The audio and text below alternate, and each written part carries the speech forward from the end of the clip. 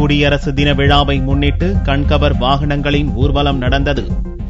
டெல்லி ராஜபாதையில் நடந்த குடியரசு தின அணிவகுப்பின் போது நாட்டின் வலிமையை உணர்த்தும் ராணுவ வாகனங்களும் பல்வேறு கலாச்சாரங்களை விளக்கும் வாகனங்களும் ஊர்வலமாக வந்தன. இந்த ஆண்டு அணிவகுப்பின் முத்தாய்ப்பாக கடல் பகுதியை கண்காணிக்கும் B-81 ரக விமானம் மற்றும் MiG-29K போர் விமானம் ஆகியவை காட்சிப்படுத்தப்பட்டிருந்தன. உள்நாட்டிலேயே வடிவமைக்கப்பட்ட ஏவுகணைகள், டாங்கிகள் மற்றும் முப்படையின் வலிமையை உணர்த்தும் வகையிலும் வாகனங்கள் அணிவகுத்தன.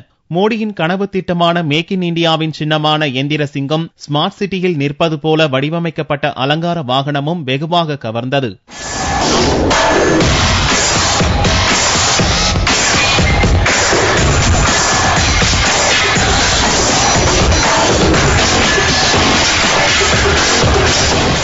நாட்டின் மொழி மற்றும் கலாச்சாரத்தை விளக்கும் வகையில் 25 கண்கவர் வாகனங்களும் மாநிலங்களின் சார்பில் 16 வாகனங்களும் அணிவகுத்துச் சென்றன. இந்தியாவின் இரும்பு மனிதர் சர்தார் வல்லபாய் பட்டேலின் சிலையுடன் குஜராத் வாகனம் உருவாக்கப்பட்டிருந்தது. அணிவகுப்பு மரியாதை நடந்த ராஜபாதைக்கு மேலே விமானப்படையின் Mi-35 ரக ஹெலிகாப்டர்கள் மற்றும் கடற்படையின் B-81 விமானங்கள் வானில் சாகசங்களை நிகழ்த்தின. குடியரசு தின அணிவகுப்பு வரலாற்றில் முதல் முறையாக முப்படைகளைச் சேர்ந்த பெண் வீராங்கனைகளின் அணிவகுப்பு கேப்டன் திவ்யா அஜித் தலைமையில் நடந்தது. மாணவ மாணவிகளின் கலை நிகழ்ச்சிகளும் பார்வையாளர்களை கவர்ந்தன.